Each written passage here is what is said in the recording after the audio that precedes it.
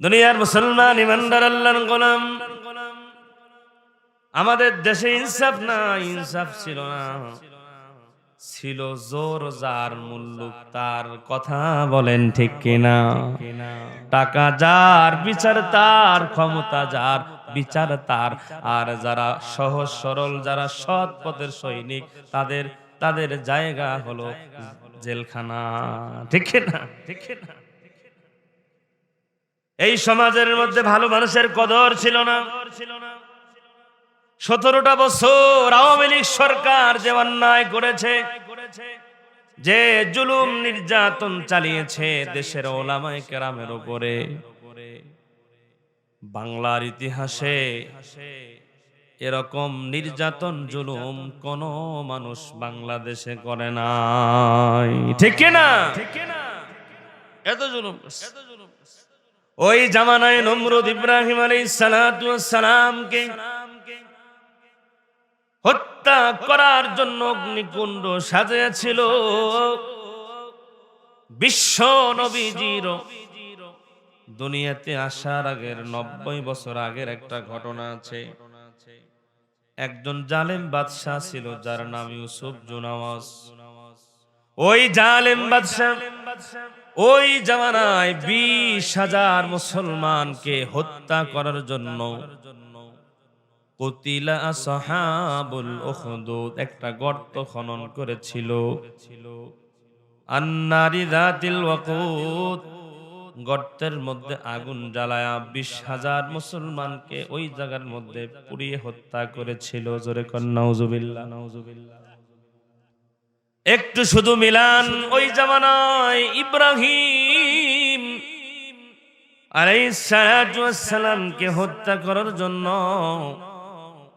নমরুদ অগ্নিকুণ্ড সাজালো। ওইদিকে ইউসুফ জুনাওয়াজ জালেম বাদশাহ মুসলমানকে হত্যা করার জন্য গর্ত খনন করলো। আর এই জামানায় নব্য ফেরাউন আলেমদেরকে কষ্ট দেওয়ার জন্য, মারার জন্য আয়না ঘর বানালো।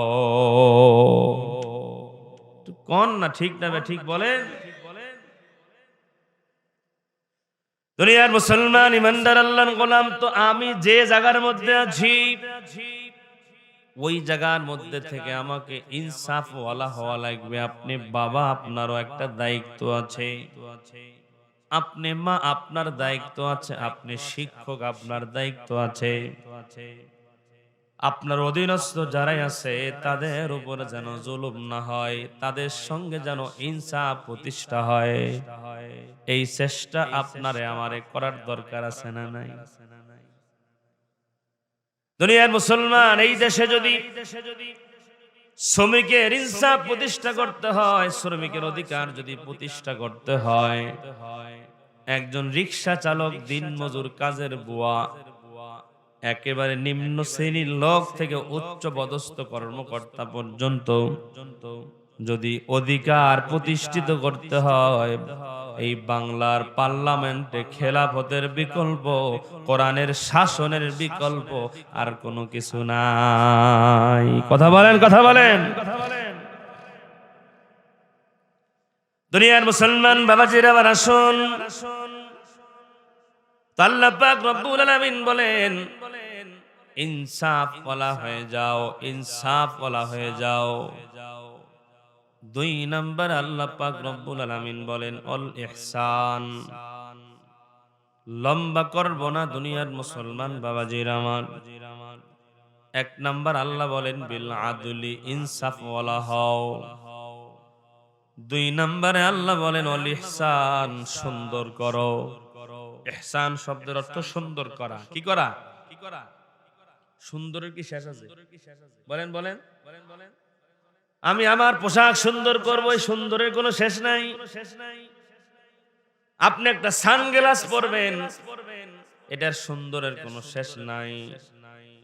100 টাকা থেকে শুরু করে 5 লাখ 10 লাখ পর্যন্ত একটা করে সানগ্লাসের দামও আছে। কথা বলেন। সুন্দরের কোনো শেষ নাই। যত যত সুন্দর করা যায়, তো আপনি আমি কি সুন্দর করব, আমার আল্লাহ কি সুন্দর করার কথা বলছেন। আমার আল্লাহ বলেন, গোলাম তুমি তোমার আমলকে সুন্দর বানাও, তুমি তোমার চরিত্রকে সুন্দর বানাও। পর্দার আড়ালের মায়েরা, তুমি তুমি তোমার ব্যবহার সুন্দর বানাও, তোমার দেহটারে পবিত্র রাখো। এক কথায় আমি যা কিছু সুন্দর করা যায়, এই সুন্দরের ব্যাখ্যায় মুফাসসিরিনে কেরাম আল্লামা কাজী সানাউল্লাহ পানিপতি রাহমাতুল্লাহ আলাইহি কিতাবের মধ্যে লেখেন যে সুন্দরের অর্থ হলো নবীজির সুন্নত মোতাবেক নিজের জীবন পরিচালনা করিয়া সুন্নতের ভিতরে প্যাকেটিং হয়ে যাওয়ার নাম হলো ইহসান। জোরে বলেন সুবহানাল্লাহ। আল্লাহ পাক বলেন তোমার ব্যবহার সুন্দর বানাও, মার সঙ্গে সুন্দর আচরণ করো। দুনিয়ার মুসলমান ইমানদার আল্লাহর গোলামেরা, আল্লাহ পাক রব্বুল আলামিন দুনিয়ার জমিনে অনেক রকম কেউ বলেন 18,000 মাখলুকাত আল্লাহ তাআলা বানাইছেন। আল্লাহ পাক রব্বুল আলামিন দুনিয়ার জমিনে এত মাখলুকের মধ্যে শুধুমাত্র 2টা মাখলুককে আল্লাহ তার জন্য বানাইছেন। জোরে কোন সুবহানাল্লাহ। আল্লাহ পাক রব্বুল আলামিন এই জমিন তার জন্য বানায় নাই। ও দুনিয়ার মুমিনেরা শোনো, আল্লাহ পাক রব্বুল আলামিন জমিন আল্লাহর জন্য বানান নাই, আসমান তার নিজের জন্য বানায় নাই। এক কথায় দুনিয়ার জমিনে যত কিছু আছে সব কিছু আমার আল্লাহ তার বান্দার জন্য বানাইছে। চিন্তা করেন। দুনিয়ার মুমিন মুসলমান বাবাজির আমার, এই দুনিয়ার জমিনে হাজার হাজার মাখলুক আছে। মাঝে মধ্যে দেখবেন যারা জমিতে চাষাবাদ করেন, জমির যে ফসল হয় ধান ক্ষেত, মাঝে মধ্যে দেখবেন ধানের ক্ষেতের মধ্যে ধানের যেই চারা আছে, গাছ আছে, গাছের মতন কিছু পোকা থাকে। তখন ঠিক না? হয়তো মাঝে মধ্যে আপনার মনে প্রশ্ন আসতে পারে, আল্লাহ রাব্বুল আলামিন এই পোকাকে কেন বানাইছেন? দুনিয়ার মানুষ আরো যদি আপনি খেয়াল করে থাকেন তো দেখবেন আরো ছোট ছোট কিছু পোকা, কিছু প্রাণী দেখবেন ধানের শীষের মধ্যে, ধানের দানার মধ্যে ওরা উড়ি করে। আপনার একটু গবেষণা করা দেখবেন দুনিয়ার মুসলমান বাবারা, আল্লাহর নবী বিশ্ব নবী বলেন, এই যে বড় পোকাটারে আমার মালিক অযথা বানায় নাই। দুনিয়াবাসীরা, আল্লাহ রাব্বুল আলামিন এই বড় পোকাটাকে বানানোর কারণ হলো এই বড় পোকাটা এই ছোট ছোট ছোট ছোট এই পোকাগুলোকে খেয়ে ফেলে। এই ছোট পোকাগুলোকে বিনাশ করার জন্য আল্লাহ রাব্বুল আলামিন যেই ধান ক্ষেত আছে, ধান ক্ষেতের মধ্যে কিছু ব্যাং দিয়ে দেয়। কথা বলেন, কি দেয়? ব্যাং। ব্যাঙের দরকারটা কি? সারা বছর ব্যাং নাই, ব্যাং তালাশ করেও পাওয়া যায় না। বৃষ্টির মৌসুম আসলেই দেখবেন সকালবেলা ঘ্যাং ঘো। কথা বলেন, কথা ঠিক কিনা? দুনিয়ার মুসলমান বাবাজির আমার, গবেষণামূলক কিছু কথা বলছি, খেয়াল করেন। দুনিয়ার মুমিন, আল্লাহর নবী বলেন ছোট ছোট পোকাগুলোকে যদি ব্যাঙ এবং বড় এই পোকাটা তাদেরকে না যদি খাইতো, দুনিয়ার মানুষেরা ধান ক্ষেত থেকে তারা ধানের গাছগুলো কেটে আনতো ঠিকই, কিন্তু দানার ওই যে ধান আছে, ধানের মধ্যে কোনো দানা থাকতো না। পোকাগুলো দানাগুলোকে নষ্ট করে দিত। দুনিয়ার মুসলমান ইমানদার আল্লাহর গোলাম, হায়াতুল হায়াওয়ান একটা কিতাব আছে প্রাণীদের জীবনী সম্পর্কে।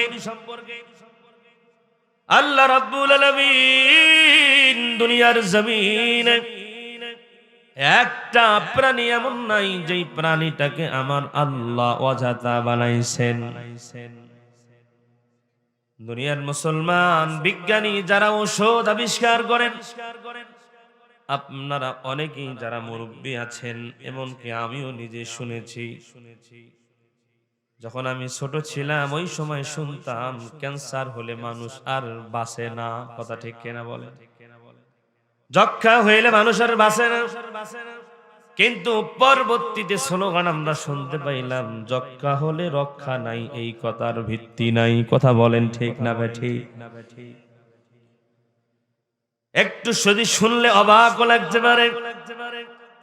বিজ্ঞানী তারা বলতেছেন এই যে ইঁদুর আছে, ইঁদুরের লেজ আছে, এই ইঁদুরের লেজ দিয়া বড় বড় রোগের ওষুধ আবিষ্কার করা হয়। জোরে বলা যাবে কি সুবহানাল্লাহ? সাপের বিষ একটু গবেষণা করেন। মেডিসিন যে তৈরি করা হয়, এই সাপের বিষ দিয়েও মেডিসিন আবিষ্কার করা হয়। এরে দুনিয়াবাসী, তো আল্লাহ পাক রব্বুল আলামিন দুনিয়ার জমিনে যত মাখলুক বানাইছেন, আমার আল্লাহ একটা মাখলুককেও অজাতা বানান নাই। জোরে জোরে বলেন সুবহানাল্লাহ। কিছু মাখলুক আছে আমাদের ডাইরেক্ট খেদমত করে, যেটা আমরা দেখতে পারি। যেমন গরু আমার আল্লাহ বানাইছেন দুনিয়াবাসীরা, এই গরুকেও কিন্তু আমার আল্লাহ আপনার আমার খেদমতের জন্য বানাইছেন। কথা কন না ঠিক কিনা? একটু আওয়াজ দিয়ে বলেন ঠিক না বা ঠিক? দুনিয়ার মুসলমান বন্ধুরা আমার, একটা গাভীর পেট থেকে সে তার বাচ্চাকে জন্ম দিল। এই মানিকগঞ্জের মুমিন, এক সপ্তাহ যাওয়ার আগে আপনি কি করেন? মায়ের সামনে তার বাচ্চার গলার মধ্যে রশি লাগান। কথা বলে না কেন? সারাটা রাত্র মা এক পাশে বাঁধা, তার বাচ্চার এক পাশে আর এক খুঁটির সঙ্গে বাঁধা থাকে। এটার ব্যাখ্যা তরজামাও বড় বড় বিজ্ঞানী যারা তারা আবিষ্কার করেছেন। আপনাদের কষ্ট হচ্ছে? থাকা যাবে না ইনশাআল্লাহ। দুনিয়ার মুসলমান ইমানদার আল্লাহর গোলাম, তো আসুন, এই যে দেখবেন যখন ফজরের আজান হয়ে যায়, দুনিয়াবাসীরা এই যে বাছুর আছে, যেটা গাভীর বাচ্চা, এটা হাম্বা হাম্বা করে চিৎকার করে করে মারে কি যেন বোঝায়। কথা ঠিক না? এরে দুনিয়াবাসী, এই বাছুর তার মাকে ডাকতে বলে, মাগো আমি আপনার সন্তান, সারাটা রাত্র এই বাড়ির মালিক আমার গলার মধ্যে রশি টানায়া, মাগো মা তোমার পাশে খুঁটির লগে বেঁধে রেখেছে। মা তুমি চাইলে তো ওই রশিটা তোমার গলায় যেটা আছে, তুমি যদি চাও ওইটা ছিঁড়া আমারে দুধ তুমি দিতে পারো। কথা বলেন না কেন? একটা গরুর শরীরে যে শক্তি আছে, ও যদি চায় একটা রশি ছেঁড়ার ক্ষমতা রাখে কি রাখে না? বলেন বলেন, রাখে কি রাখে না? দুনিয়ার মুসলমান, এই সময় দেখবেন গাভীটা তার জবান দিয়ে একটা আওয়াজ ছাড়িয়া বাচ্চাকে সান্ত্বনা দিয়ে বলে, ওরে সন্তান, আমি যদি চাই রশি ছিঁড়ে তোরে দুধ আমি দিতে পারি, কিন্তু আমাকে যে আল্লাহ তাআলা দুনিয়াতে বানায়া পাঠাইয়া দিয়েছেন, এর কারণ যে তুই দুনিয়াতে আসবি, তোরে তারা বেঁধে রাখবে, আর দুধ গুলো আমার স্তনের মধ্যে জমা হতে থাকবে। সকাল বেলার সন্তান, আমার দুনিয়ার যেই মুনিব আছে, মালিক আছে, দুধ দহন করার পরে যদি একটু থাকে ওইটা তোমার হক, আর বাকি যেগুলো স্তনে জমা হবে ওগুলো আমার দুনিয়ার মালিকের হক। জোরে বলেন সুবহানাল্লাহ। এখন আমি যদি রশি ছিঁড়িয়া তোমারে দুধ খাওয়ার জন্য তোমার কাছে চলে যাই, যেই মালিকের খেদমতের জন্য আমার আল্লাহ আমারে বানাইছেন, ওই মালিকের খেদমত হবে না। ওই মালিক যদি সকালবেলা দুধ না পায় বাজারে বিক্রি করতে পারবে না, বাজারে দুধ না নিয়ে গেলে টাকাও পাবে না, চালও কিনতে পারবে না, বাজারও করতে পারবে না, তার খাওয়াও হবে না। কথা কন্যা ঠিক কিনা? এইভাবে যদি আমি বলতে যাই, দুনিয়ার মুমিন মুসলমান বন্ধুরা আমার, ঘন্টার পর ঘন্টা কেটে যাবে। এই দুনিয়ার জমিনে যত মাখলুক আছে, এগুলো যে আমার আল্লাহ আপনার আমার জন্য বানাইছেন, এগুলো বলে শেষ করা যাবে না। কথা বলেন না ঠিক কিনা? এই জন্য আল্লাহ পাক রব্বুল আলামিন বলেন, আফালা ইয়াউদুরুনা ইলাল ইবিলি কাইফা খুলিকাত ওয়া ইলাস সামাই কাইফা রুফিআত। আল্লাহ পাক এই জন্য বলেন, আমার গোলামেরা, এরে আমার গোলাম, একটু পাহাড়ের দিকে তাকাও। পাহাড়টাকে আমি আল্লাহ কিভাবে স্থাপিত করে সুন্দরভাবে দাঁড় করায় রেখেছি। ওয়াইলাস সামাই কাইফা রুফিআত, ওরে আমার গোলাম একটু আসমানের দিকে তাকাও। আমি আল্লাহ আসমানটাকে খুঁটিবিহীন অবস্থায় কিভাবে সমুন্নত রেখেছি। আল্লাহ পাক রব্বুল আলামিন বলেন, গোলামেরা রে, আমি আল্লাহ তোমাদেরকে বললাম, আমি আল্লাহর সৃষ্টির নিয়ে গবেষণা করো। দুনিয়ার কোন বান্দা যদি আল্লাহর সৃষ্টির নিয়ে গবেষণা করতে পারে, আমার আল্লাহ বলেন, আমি আল্লাহ ওই বান্দার অন্তরের মধ্যে আমি আল্লাহর পরিচয় দান করে দিব। জোরে কন্যা সুবহানাল্লাহ। কারে নিয়ে গবেষণা করতে হবে? আল্লাহর নিয়ে নয়, আল্লাহর সৃষ্টির নিয়ে। বলেন বলেন, কারে নিয়ে? আল্লাহর সৃষ্টির নিয়ে। আল্লাহর নিয়ে গবেষণা করার কিছু নাই। আল্লাহর গবেষণা নিয়ে কি করবে? হ্যাঁ, যে আল্লাহর কোন সমস্যা আছে কিনা? হ্যাঁ, গবেষণা কি নিয়ে করে? যেটার মধ্যে অন্য কিছু আছে কিনা এটা তো বের করার জন্য গবেষণা। কথা বলেন, কথা বলেন। আল্লাহর নিয়ে গবেষণা করার কিছু নাই। আল্লাহ মালিক তার জায়গার মধ্যে যেমন আছে, আমার আল্লাহ সে তার মতোই সেই জায়গায় আছে। তারে নিয়ে গবেষণা করার কিছুই নাই। কথা বলেন না ঠিক কিনা? এই জিনিসটা ভালো করে বুঝেন। আল্লাহ কোরআনুল কারীমের মধ্যে বলেন, আমার গোলামেরা, আমার দুনিয়ার সৃষ্টিগুলোর নিয়ে যদি গবেষণা করতে পারো, আমি আল্লাহ তোমার অন্তরের মধ্যে আমি আল্লাহর পরিচয় দান করে দিব। সুবহানাল্লাহ। আল্লাহর নিয়ে গবেষণা যারা করতে গেছে, বিশ্বের বিভিন্ন দেশের বড় বড় কিছু বিজ্ঞানী, বড় বড় কলেজ ভার্সিটির বড় বড় ভাইস চ্যান্সেলর, প্রফেসর, অধ্যাপকেরা, আল্লাহ বলছেন, আমার সৃষ্টির নিয়ে গবেষণা করো, আমি আল্লাহর পরিচয় পাবে, ঈমান বাড়বে। তারা আল্লাহকে, আল্লাহর কথাকে ওভারটেক করে আল্লাহর সৃষ্টির নিয়ে গবেষণা না করিয়া তারা আল্লাহর নিয়ে গবেষণা করতে গেছে। আল্লাহর নিয়ে গবেষণা করতে গিয়া নাস্তিক হয়ে যায়। ঠিক না? ঠিক না? দুনিয়ার মুসলমান তো আসুন, আল্লাহ পাক রব্বুল আলামিন যে আদেশগুলো করেছেন, ওই আদেশগুলো আমরা পালন করব তো ইনশাআল্লাহ। তো আল্লাহ পাক রব্বুল আলামিন দুনিয়ার জমিনে যা কিছু বানাইছেন, কার জন্য বানাইছেন? বলেন কার জন্য? আপনার আর আমার জন্য বানাইছেন। এই জমিন দিয়ে আল্লাহর কোনো লাভ আছে? আসমান দিয়ে আল্লাহর কোনো লাভ আছে? নাই।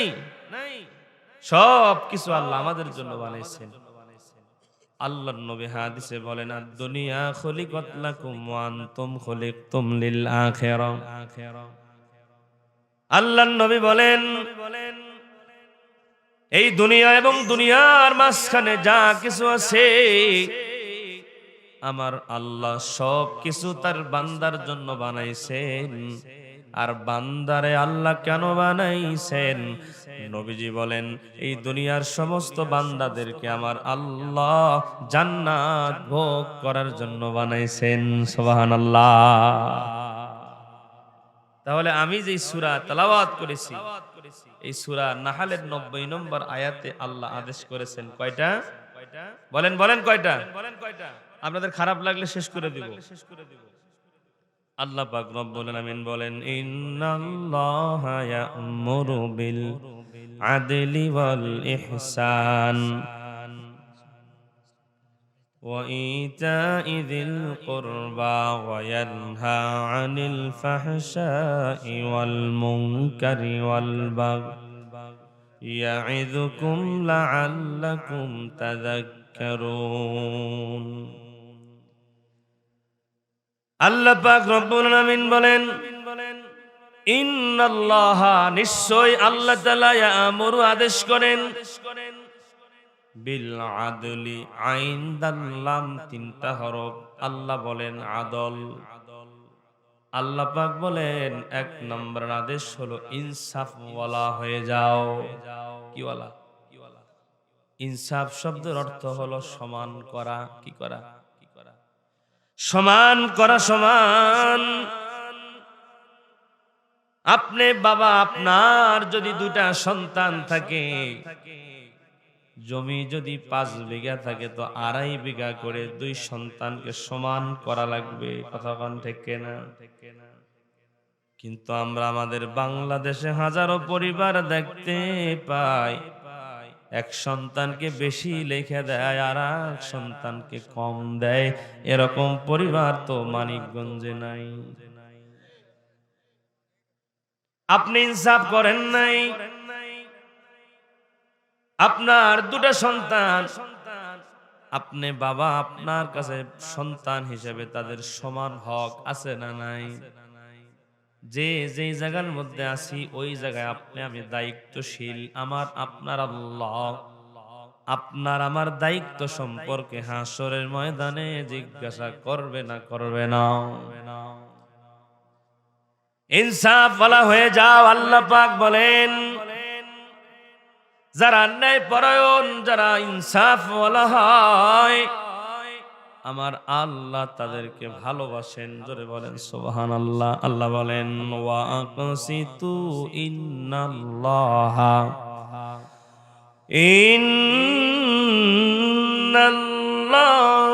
ইউহিব্বুল মুকসিতিন। আল্লাহ পাক রব্বুল আলামিন বলেন, আল্লাহ বলেন, ওয়া আকসিতু ইন্নাল্লাহা ইউহিব্বুল মুকসিতিন। নিশ্চয়ই যারা ইনসাফ ওয়ালা হয়ে যায়, নিশ্চয়ই যারা ন্যায় পরায়ণ হয়, আমি আল্লাহ ওই ন্যায় পরায়ণ এবং ইনসাফ ওয়ালা মানুষগুলোকে ভালোবাসি। জোরে বলেন সুবহানাল্লাহ। দুনিয়ার মুসলমান বাবাজির আমার, আমাদের দেশে ইনসাফ আছে, আছে। এই জন্যই 13টা বছর আল্লামা সাইদি সাহেব বুঝি জেলখানায় ছিলেন। কথা কান না? বাংলার জমিন ইনসাফ যদি থাকতো, আপনি ভোট কেন্দ্রে যাওয়ার আগেই বলতো না যে আপনার ভোট হয়ে গেছে। কথা কয় না রে ভাই? কথা কি ভুল বললাম নাকি? আমার বয়স 30 বছর রানিং। 18 বছরই তো ভোটার হয়। 12 বছর হয়েছে ভোট হয়েছে। ভোট কেমনে দেয় আমি আবু রাফি সিদ্দিকী আজও জানি না। জোরে কোন সুবহানাল্লাহ, সুবহানাল্লাহ। দুনিয়ার মুসলমান ইমানদার আল্লাহর গোলাম, আমাদের দেশে ইনসাফ না, ইনসাফ ছিল না, ছিল জোর যার মুল্লুক তার। কথা বলেন ঠিক কিনা? টাকা যার, বিচার তার, ক্ষমতা যার, বিচার তার। আর যারা সহজ সরল, যারা সৎ পথের সৈনিক, তাদের তাদের জায়গা হলো জেলখানা। ঠিক না? ঠিক না? এই সমাজের মধ্যে ভালো মানুষের কদর ছিল না।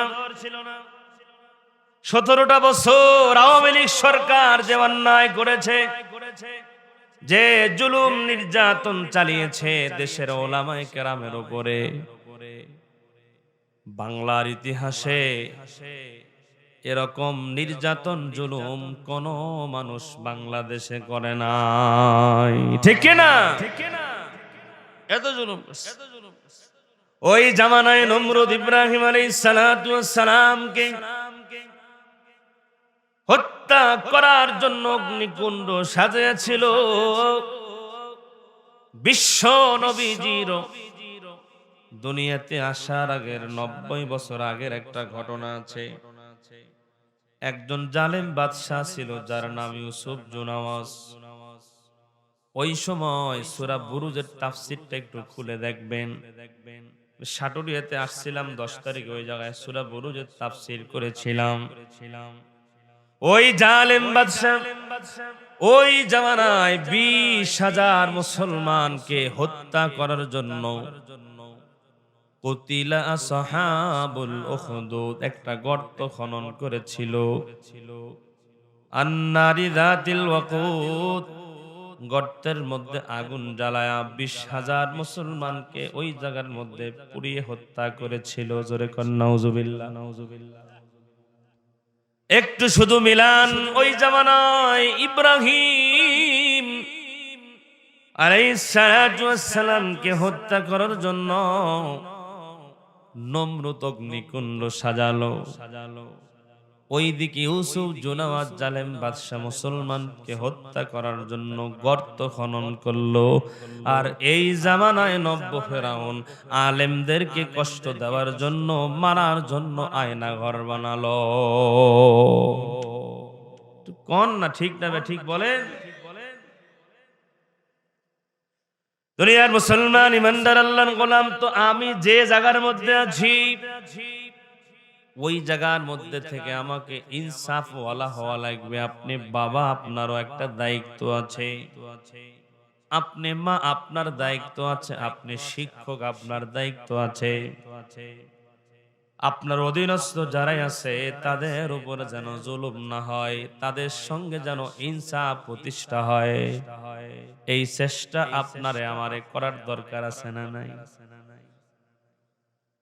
দুনিয়ার মুসলমান, এই দেশে যদি শ্রমিকের ইনসাফ প্রতিষ্ঠা করতে হয়, শ্রমিকের অধিকার যদি প্রতিষ্ঠা করতে হয়, একজন রিক্সা চালক, দিনমজুর, কাজের বুয়া, একেবারে নিম্ন শ্রেণীর লোক থেকে উচ্চ পদস্থ কর্মকর্তা পর্যন্ত যদি অধিকার প্রতিষ্ঠিত করতে হয়, এই বাংলার পার্লামেন্টে খেলাফতের বিকল্প, কোরআনের শাসনের বিকল্প আর কোনো কিছু নাই। কথা বলেন, কথা বলেন। দুনিয়ার মুসলমান বাবাজিরা, আবার আসুন। আল্লাহ পাক রব্বুল আলামিন বলেন, ইনসাফ ওয়ালা হয়ে যাও, ইনসাফ ওয়ালা হয়ে যাও। 2 নাম্বার আল্লাহ পাক রব্বুল আলামিন বলেন অল ইহসান। লম্বা করব না দুনিয়ার মুসলমান বাবাজিরা আমার। 1 নাম্বার আল্লাহ বলেন বিল আদলি, ইনসাফ ওয়ালা হও। 2 নম্বরে আল্লাহ বলেন অল ইহসান, সুন্দর করো। ইহসান শব্দের অর্থ সুন্দর করা। কি করা? সুন্দরের কি শেষ আছে? বলেন বলেন বলেন।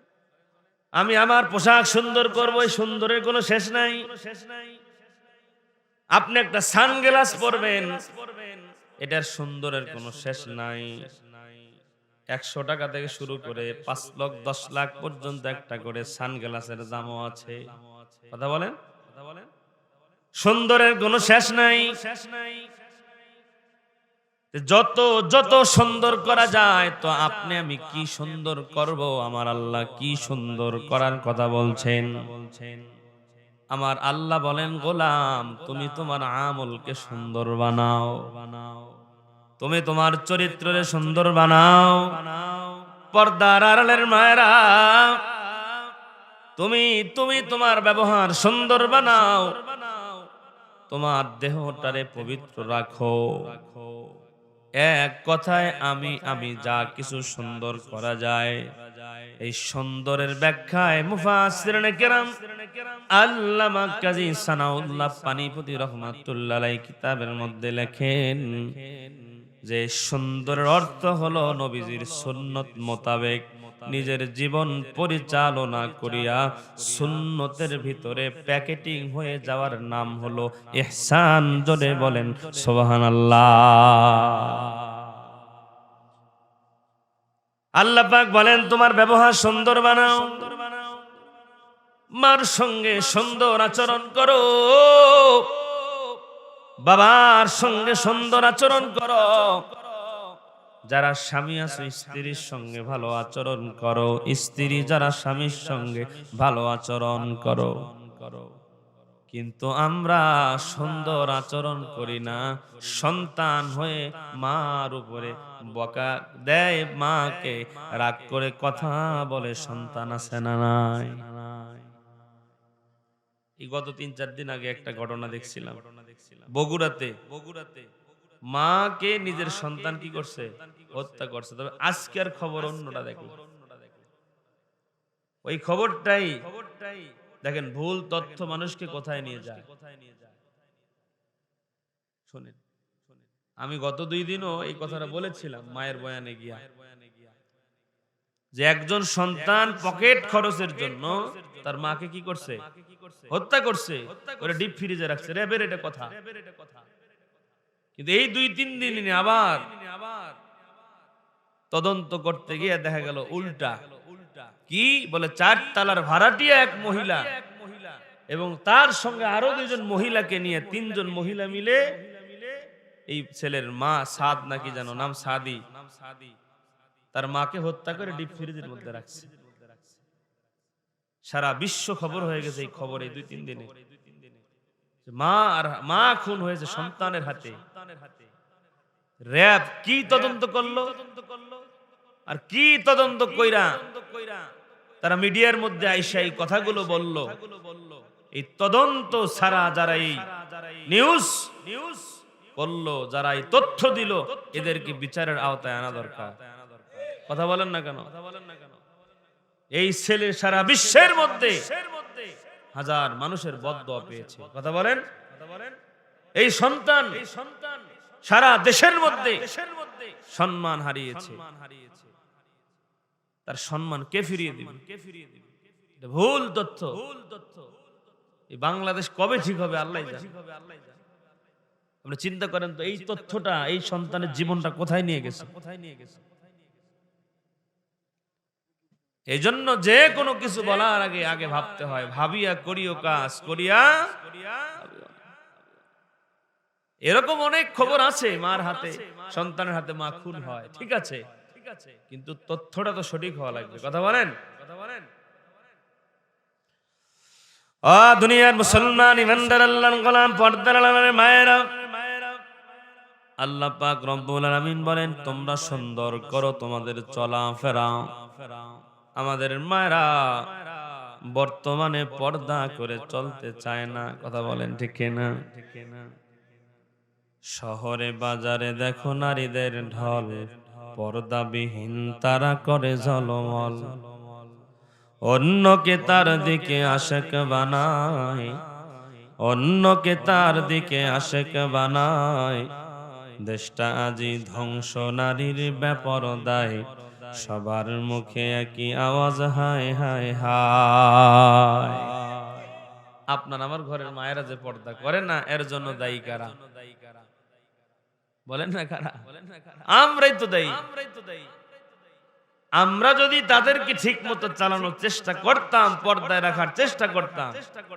আপনার ঘরে একটা মেয়ে জন্ম হয়েছে, আপনি বাবা, আপনি যদি চেষ্টা করতেন যে আমি আমার মেয়েটাকে দিনদার বানাবো, পর্দা শিখাবো, পর্দা শিখায় বড় করব, এই মেয়ে কোনোদিন বড় হয়ে বেপর্দাশীল হতে পারতো না। কথা বলেন।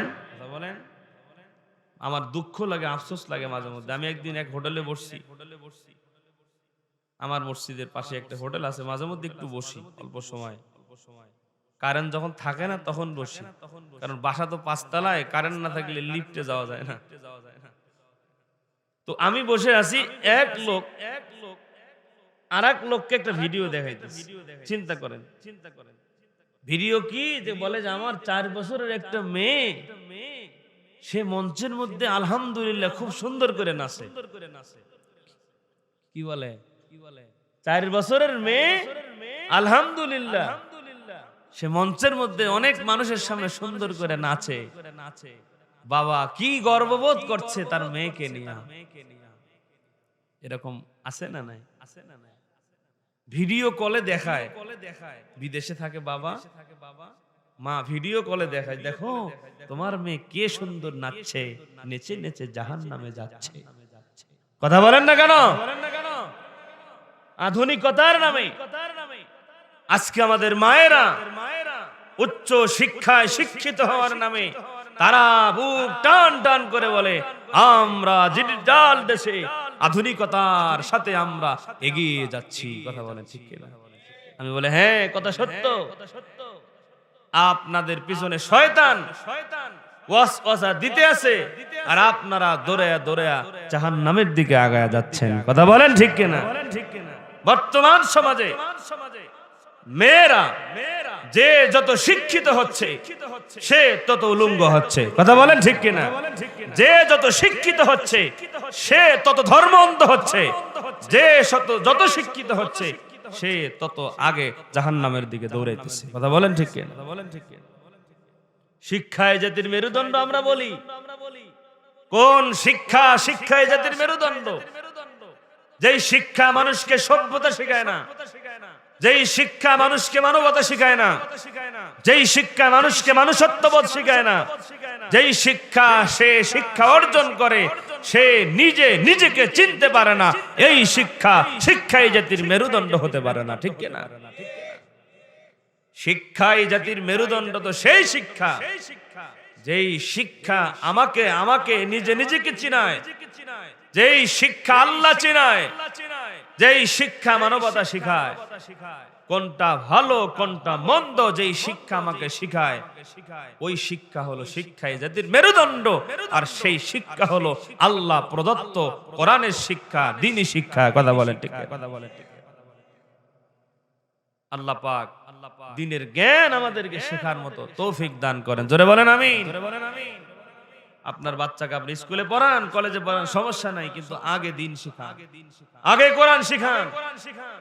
বাংলার প্রত্যেকটা ঘরের প্রত্যেকটা সন্তান যদি আলেম হয় তার ইঞ্জিনিয়ার হবে কে? কথা বলে না কেন? ডাক্তার লাগবে না? আপনি অসুস্থ হলে লাগবে কিনা বলেন? আমাদের দেশ যদি সুন্দরভাবে চালাতে হয়, চলতে হয়, সব ধরনের মানুষ লাগবে। আলেম লাগবে, ডাক্তার লাগবে, ইঞ্জিনিয়ার লাগবে। আপনি হন, সমস্যা নাই, কিন্তু আগে দ্বীন শেখা লাগবে। কথা বলেন ঠিক কিনা?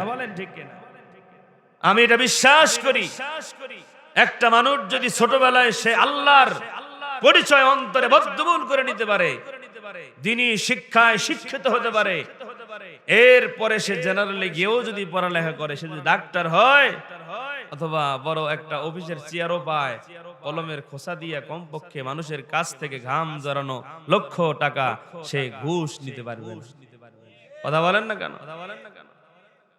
যে যত বড় শিক্ষিত হয় সে তত মিথ্যাবাদী হচ্ছে। কথা বলেন না কেন? যে যত বড় নেতা সে তত মিথ্যাবাদী। মাহফিল আইসা আমি তো অবাক হইতাম, অবাক। এই 15 আমি তো অত বছর তো ওয়াজ করি না, 17 বছর থেকে আমার ওয়াজের বয়স। তখন থেকেই তো আওয়ামী লীগ ক্ষমতায়। কথা বলে না কেন? তো ওরা আইসা মাইক দিয়ে বলতো কি, মানে এই কথাটা আমার সব থেকে বেশি কষ্ট লাগতো, যে মিথ্যা কথা এমনি কেমনে কয়। আইসা বলে যে আলহামদুলিল্লাহ আমি আপনাদের ভোটে নির্বাচিত হয়েছি। কথা কয় না? এটা হলো এই দেশের সব থেকে সূর্য যেমন সত্য, ওদের কথা তত মিথ্যা। কথা বলে না কেন? আপনারা আমাকে ভোট দিয়ে নির্বাচিত করেছেন, আমি আপনাদের ভোটে নির্বাচিত হয়েছি। ওই যে বাঁশের যে খুঁটি আছে ওখানে শয়তান বসে থাকে। কে? ওখানে বসে বসে শয়তান জিকির করে আর বলে, আল্লাহ তুমি আমারে শয়তান বানাইছো কোন কায়দায়, ও তো আমার থেকে বড় শয়তান। কথা বলেন না কেন? আল্লাহ আমাদেরকে এমন নেতা দান করেন, যেই নেতা দেশের কল্যাণে, জনগণের কল্যাণে, ইসলামের পক্ষে, মানবতার কল্যাণে নিবেদিত প্রাণ হয়ে কাজ করবে। জোরে বলেন আমিন। এমন নেতা আমরা তখনই পাবো যখন আমরা আমাদের পরবর্তী প্রজন্মকে আমরা ছোটবেলা থেকে দিন শেখাবো। কথা বলেন ঠিক কিনা? নিয়ত করেন দুটা সন্তান, একটা সন্তানকে আলেম বানাবো ইনশাআল্লাহ। আল্লাহ আমাদের তৌফিক দান করেন। জোরে বলেন আমিন। আমার আব্বা মাঝে মধ্যে এখন বলে, আমি তো ছোট ছেলে, বলে আগে যদি বুঝতাম ওই দুটারও আলেম বানাতাম। আপনি বানান, ঠকবেন না, ঠকবেন না। আপনি আমার কাছে লিখে নিয়ে যান, বাংলাদেশে যত বৃদ্ধাশ্রম আছে আপনি খোঁজ নেন, ডাক্তারের বাবা পাবেন, ইঞ্জিনিয়ারের বাবা পাবেন, ব্যারিস্টারের বাবা পাবেন। আমি কসম করে বলতে পারি ৩,০০০ টাকা বেতনে চাকরি করে সন্তানকে হাফেজ বানাইছে, মুয়াজ্জিনি করে খায়। এই মুয়াজ্জিনের বাপ মা বৃদ্ধাশ্রমে নাই। দেখাতে পারবেন না। আমি মালিবাগে একদিন, আপনাদের কষ্ট হচ্ছে না? মালিবাগে একদিন রিকশায় উঠলাম, এক মুরব্বী চাচা দাড়ি পেকে গেছে, রিকশা নাই, আবার আসলে আমি বললাম, চাচা আপনি পারবেন যাইতে? রামপুরা ব্রিজ তখন আর অনেক আগের কথা, এখন তো ফেলাবার সাইড হয়ে গেছে। বললাম, চাচা আপনি ব্রিজে উঠবেন কেমনে? কয়, বাবা উঠো বাবা, সমস্যা নেই, পারবো আমি। চাচা ব্রিজে উঠতে পারলেন না, আমি নামলাম, রিকশা ঠেলে উঠালাম, ওনাকে নিয়ে বসায় একটু ঠান্ডা খাওয়ায় বললাম, চাচা ব্যাপারটা কি বলেন তো, আপনি এই বয়সে কেন রিকশা চালান? জিজ্ঞেস করলাম বয়স কত? বলে আমার বয়স 62 বছর। সোজা হতে পারে না, রিকশা চালান। বললাম ছেলে মেয়ে নাই? চোখ দিয়ে পানি পড়তেছে। বলেন আছে না নাই? বলে আমার ছেলে একটা ডাক্তার, ডাক্তার বানাইছি। আমি থাকলে ওদের বাসা নষ্ট হয়, রাখার মতো বাসায় আমার রাখবে এরকম জায়গায় ওদের নাই। আর একটা ছোট ছেলে যেটা, ওটার তো কিছুই নাই, সন্তান বেশি, নিজেই খাইতে পারে না। মাঝে মধ্যে আমার একটু দেখার চেষ্টা করে, তার বউ মাঝে মধ্যে রাগ করে। ওই যে এক সন্তানের পিছনে সব জমি দিছে, এই বৌমা তো দেখতে পারে না। এরকম সন্তান আমাদের সমাজে আছে না নাই? বলেন। ওই ডাক্তার ইঞ্জিনিয়ার না বানায় যদি সে সন্তানকে আলেম বানাতো, আমি বিশ্বাস করি কোন আলেম তার মা বাবাকে খাবার না দিয়া, কষ্ট দিয়া বৃদ্ধাশ্রমে রাখবে, এটা এ জীবনে সম্ভব নয়। কথা বলেন ঠিক কিনা? আল্লাহ আমাদের কোরআনের শিক্ষায় শিক্ষিত হওয়ার তৌফিক দান করেন। জোরে বলেন আমিন। মুসলমান ভাইরা, আল্লাহ পাক রব্বুল আলামিন আদেশ করছেন কয়টা? 3টা। বলেন কয়টা?